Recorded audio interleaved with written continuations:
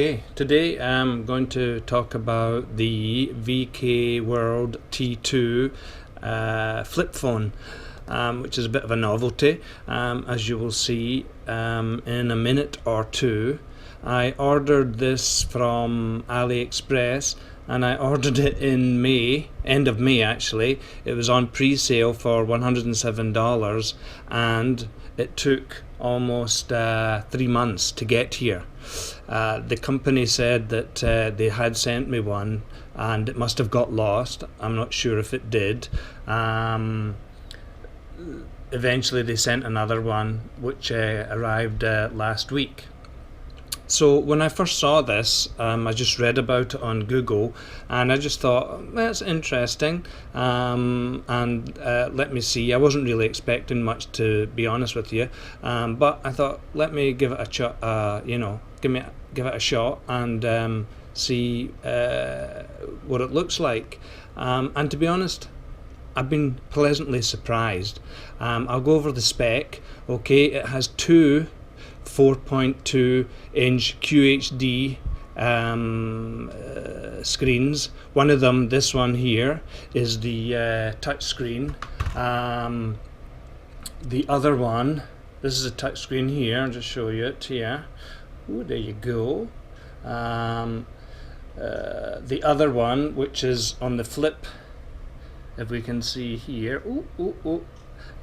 is non-touch. You control it by the keypad. Okay, and the quality of both these screens, now the QHD resolution is let me check, 480 by 854.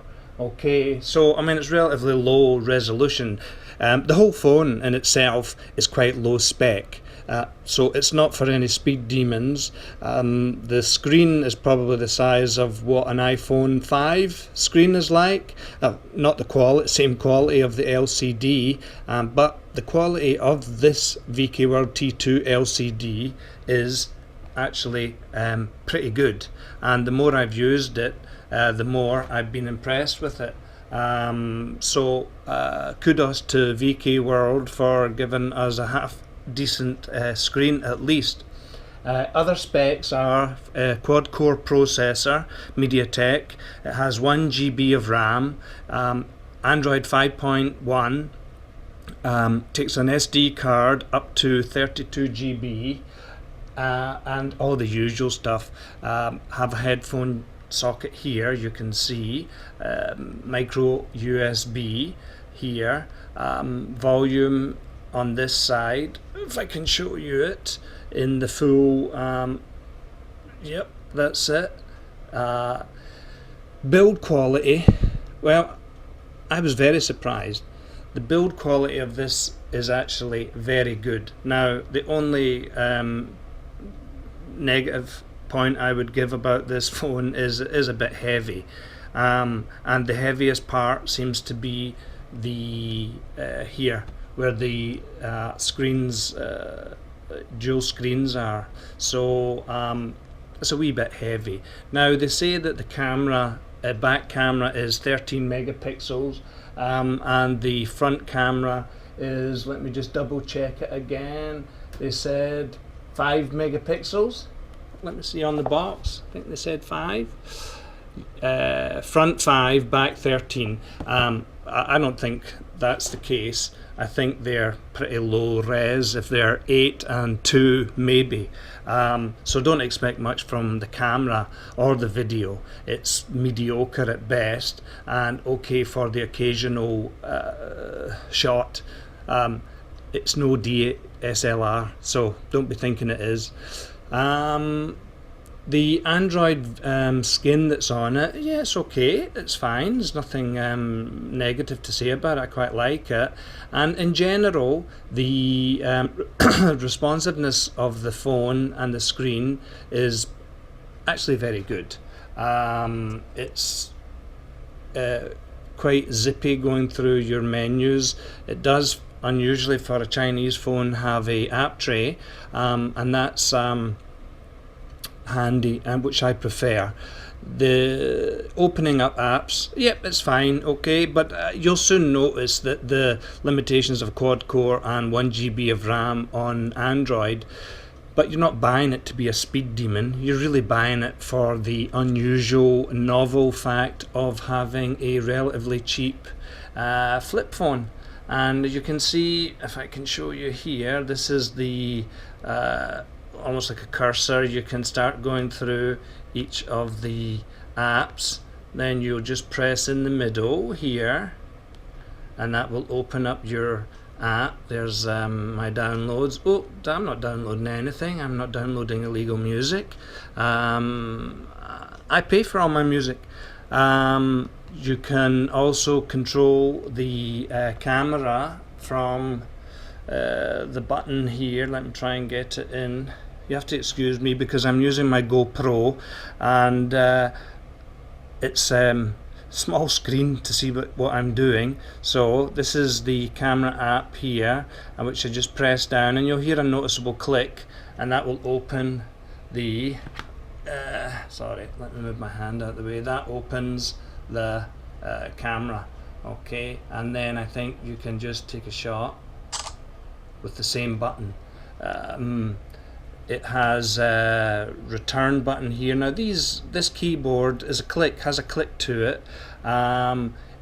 It feels pretty good. It looks good. I think it looks really good. The phone, it may be, if you can remember when you last had a flip phone, I think mine was the Motorola Razr. If you can remember way back into the dim, distant past, this phone, the VKWorld T2, probably is twice the length. Actually, if you can see here, it looks quite long, but you know, I think it looks pretty cool. I really do. Now there are other companies that have Android flip phones. Samsung, sorry, have one, which is incredibly expensive, and the specs are not much higher than this. I believe Philips has a flip phone with dual screen Android as well. I don't know what the specs are about that, but you could find out on Google if you're so interested. Call quality is fine. You know, as I said before, call quality is not my. I'm more interested in the quality of the screen. Call quality, okay, it's for me, it's more than adequate. So I'm not going to complain about it. The screen, I think, is very, very vibrant. The colours are pretty good. I just put on this colourful wallpaper to try and accentuate the lovely colours. The QHD resolution, I think, looks pretty decent on this size of screen. Now it takes a wee bit of time to get used to going back from my last phone 5.5 inch screen to a 4-inch screen. Actually, it's just over 4-inch, it's 4.02 inch screen, so it takes a bit of time to get used to such a small screen, but once you're getting used to it, then yeah, it's fine. I haven't had any problems at all. The materials used look mostly plasticky with metal kind of around as a edging here, but it doesn't look cheap. It doesn't feel cheap, just a bit heavy, and I don't think it's too heavy. As I said before, the keyboard here, I think the keyboard looks really cool, and you know, it's something just a wee bit different from the usual, and for the price, you know, for a second phone, I might keep it. I might sell it, but I may keep it as well. I haven't decided yet. I'm just waiting for my new phone to arrive. I think it's hopefully next week or the week after, which will be a G&E eLife E8, which is gone from this size of screen, 4-inch, to 6-inch screen, so quite a bit of a difference there. When that arrives, I may keep this as a second phone, I might not. I'll just have to wait and see. Now, I was a bit disappointed that my Zero DAC headphones, which have a USB connection, they don't work with it. So because the sound is not particularly good, I'm using my Jaybird X2 Bluetooth speakers, and the sound is pretty puny. Nothing, it's like some old Walkman from the mid 1980s. It's okay just to listen to a song or two, but really it's nothing special. In fact, to be honest with you, it's crap. But I'm not buying it as a media player. Really, you're buying this phone on the looks and the unusualness of it, and of course the price. As I said, I took some video with the camera, and it was okay. Look, it's fine just for taking video clips. I take a lot of video clips with my kid, so it's okay for just doing some small clips, and then usually I will use the app Magisto to make small videos for posting on Facebook. So for that it's fine. The still camera is no way 13 megapixel. It might be interpolated or whatever they call it, but it's definitely no way is it 13 megapixel at all, and the photos at best are mediocre.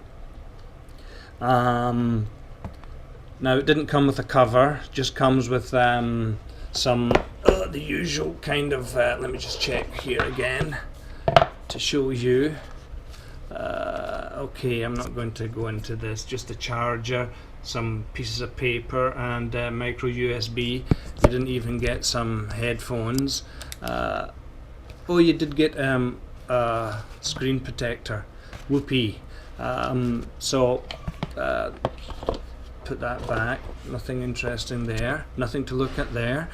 Move on. Now, should you buy it?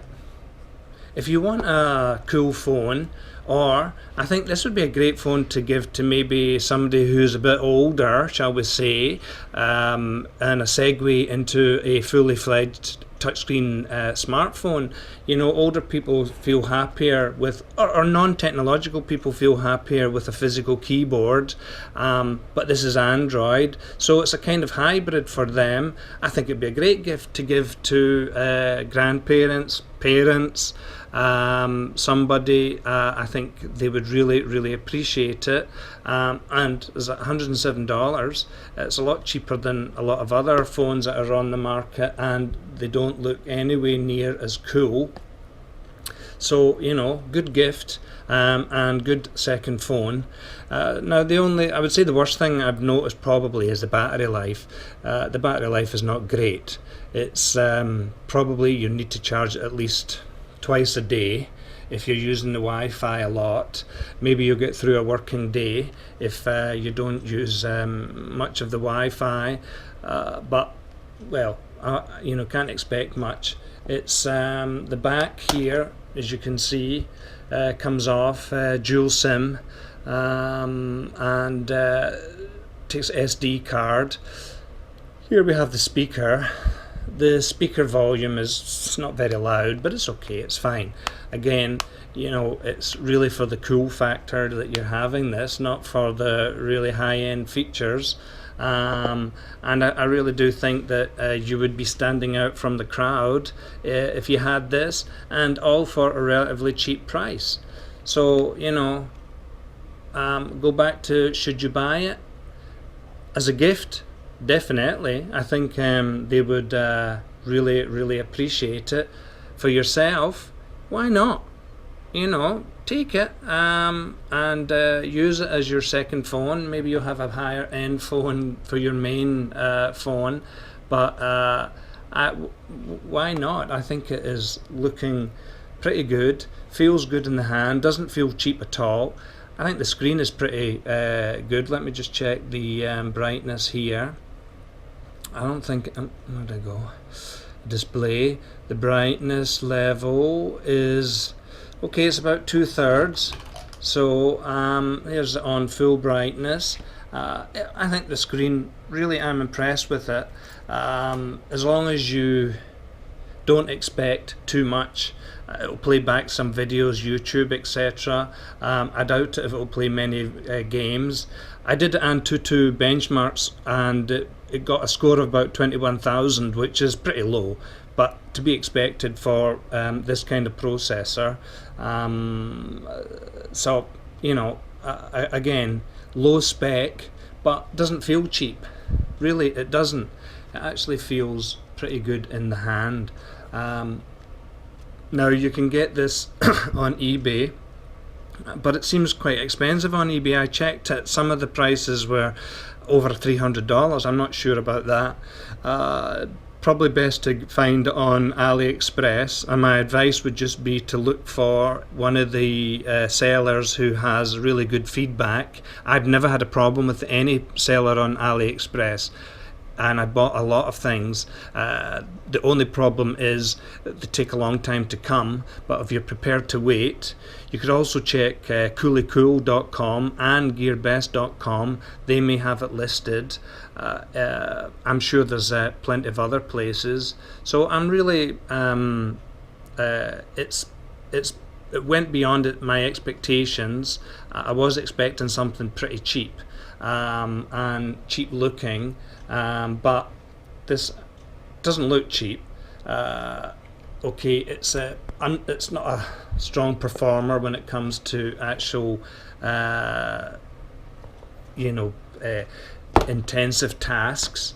But I knew that when before I bought it, and I'm happy that the 1 GB and quad-core processor seems to, keep it going along pretty good. Don't expect much. That's all I'm going to say. Only disappointed about the sound. Although I didn't try my headphones plugged in, I am going to try these ones here, my RHA, and I'm going to see if they're any better. But I'm not expecting them to be great. It's fine, it will do. So I'm going to leave you now. So this was the VKWorld T2 Android flip phone, dual screen, touch screen, non-touch screen,